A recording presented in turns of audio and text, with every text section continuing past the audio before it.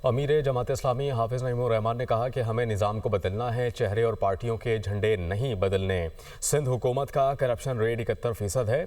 इस तरह के निज़ाम में काम नहीं चल सकता।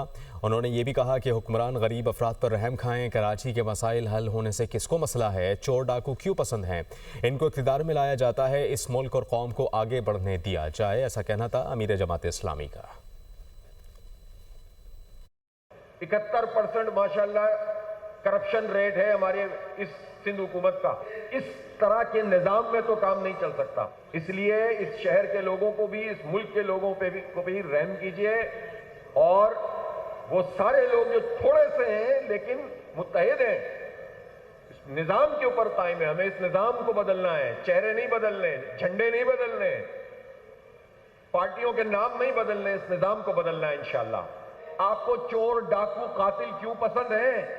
जमात इस्लामी का मेयर अगर कराची में बन जाता तो किसको प्रॉब्लम थी? हमें काम करने दीजिए, हमें आगे बढ़ने दीजिए, इस कौम को आगे बढ़ने दीजिए, इस मुल्क को आगे बढ़ने दीजिए।